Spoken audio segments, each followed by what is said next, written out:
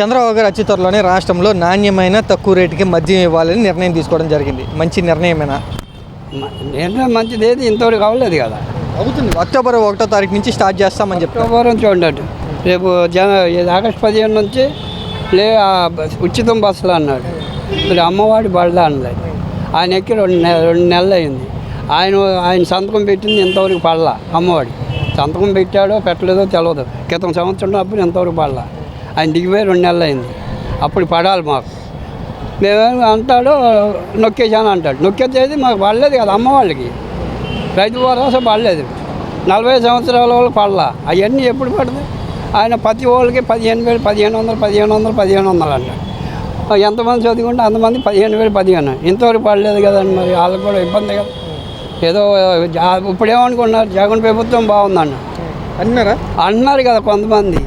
ఇప్పుడు ఏమన్నాడు జగన్, ఏమన్నాడు ఇప్పుడు టీవీలో పలవ పెట్టిన వాళ్ళు జగన్ పలవ పెట్టేవాడు. చంద్రబాబు ఏం చేయడు, బిర్యానీ పెట్టాడు. అటు బిర్యానీ పోయింది, ఇటు పలవ పోయింది. మా ఇంట్లో పస్తులు అని ఆయనే చెప్తున్నాడు టీవీలో. నిజంగా అలాగే అనుకుంటున్నారు జనాలు కొంతమంది అనుకుంటున్నారు సార్. కొంతమంది అనుకుంటారు, కొంతమంది అనుకోరు. ఇంకా అమ్మవాడి ఏం పడలేదు బాబు. ఆడవాళ్ళు పథకాలు ఇస్తాం, తర్వాత ఇస్తాం. ప్రస్తుతానికి నాణ్యమైన మద్యం తక్కువ రేటుకే ఇస్తామని చెప్తున్నారు చంద్రబాబు గారు. సార్ ఇంకా రాలేదు ఏది. ఇప్పుడు కూరగాయలు కొన్నప్పుడు అదే రేటు అమ్ముతున్నారు.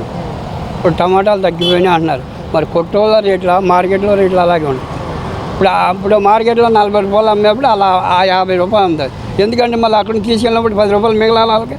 మరి ఛార్జీలు అవి కావాలి కదా. చాలామంది మందు తాగుతారు, పనిచేసే వాళ్ళు కానీ అలవాటు ఉన్న వాళ్ళు కానీ.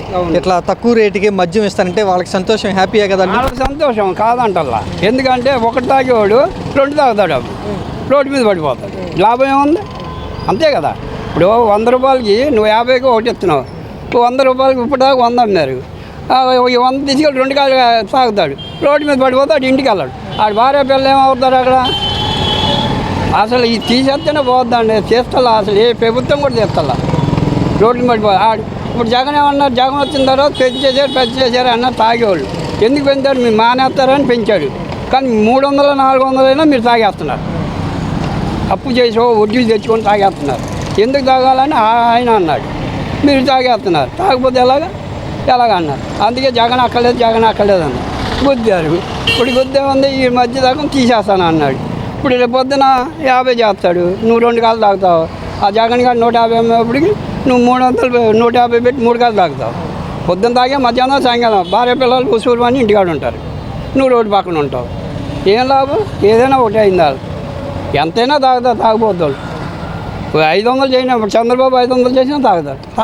రేట్లు అలాగే ఉంచాలంట, తగ్గిస్తే మంచిదంట. తగ్గించాలండి. మళ్ళీ లేబర్ ఏం చేస్తారు? మందు రేట్లు ఇంకా పెంచిన వాళ్ళే తాగుతారు. వీళ్ళు మందు తాగేవాళ్ళు గ్యారెంటీ. అది కేవలం దానికోసమే వాళ్ళు ఓట్లు చంద్రబాబు వేసిన తగ్గించానంటేనే.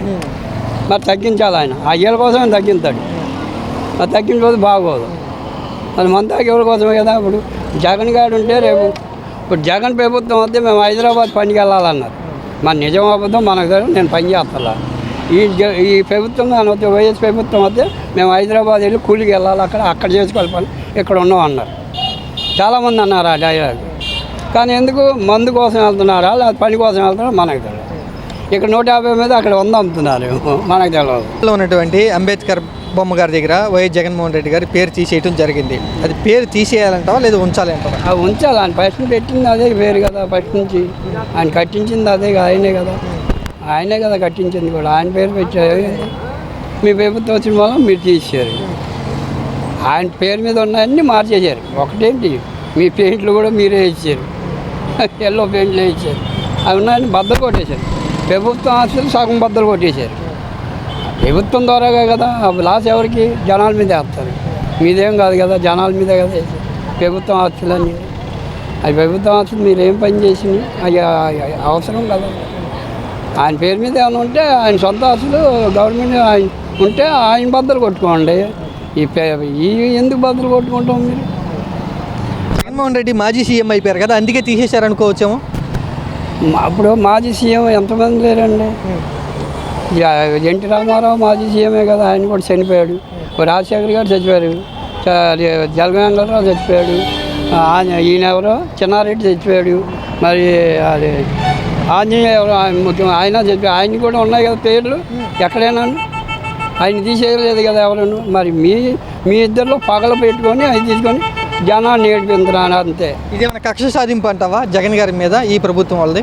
మరి ఫస్ట్ చెప్పాడు కదా ఆయన ఎర్ర బుక్ పెట్టుకొని ఆయనే చెప్పాడు కదా నేను సాధిస్తాను ఎవరు మమ్మల్ని ఎవరిని చెప్పి ఏళ్ళు పెట్టి చెప్పిన వాళ్ళందరినీ నేను ఎర్ర బుక్లో రాసుకున్నాను అని చెప్పాడు కదా. మరి కక్ష మరి కక్షే కాదు. ఇప్పుడు ఆయన ఏమో ఫస్ట్ 5 సంవత్సరాలు చేశాడు. ఎవరినైనా కొడతాం చూసామా? ఇంతవరకు లేదు 5 సంవత్సరాలు. వాళ్ళు అంటున్నారు కొట్టారు అంటున్నారు. ఎక్కడ చూపెట్టలా కొడతాం పబ్లిక్గా చూపెడుతున్నారు. కొడతాం వాళ్ళని కొడతాం వీళ్ళని కొడతాం ఇక్కడ నరుకుతాం. నిన్న కాకపోతే అక్కడ ఎవరినో వెళ్తుండే వాళ్ళని కొడతాం ఫ్యామిలీని మొత్తం ఆఫ్ చేసి కాయగూరలు అమ్ముకునేవాడిని ఇవన్నీ మీరు చేస్తున్నారు వాళ్ళ మీద గంటేస్తున్నారు. వాళ్ళు ఏం చేస్తారు వాళ్ళే. ఆయన శాంతంగా ఉంటున్నాడు మరి ఎందుకు ఉంటున్నాడు మరి అదే మనకు తెలియదు.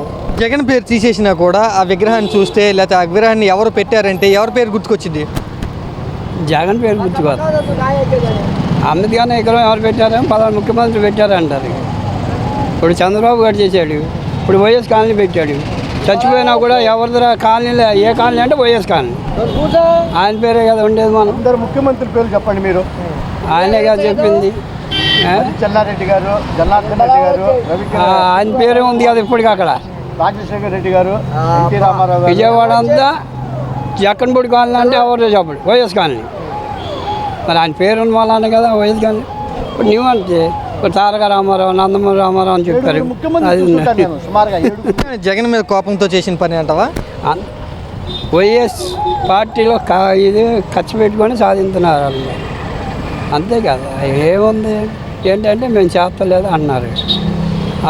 జగన్ అభిమానులు ఏమంటారంటే అంబేద్కర్ బొమ్మ దగ్గర ఉన్న జగన్ పేరు తీసేశారు కదా, మరి ఎన్టీఆర్ జిల్లా అని ఒక పేరు పెట్టారు కదా, దాన్ని కూడా తీసేయండి, ఆ పేరు కూడా తీసేసేయండి, అది కూడా జగన్ గారు పెట్టిందే కదా అని అంటున్నారు.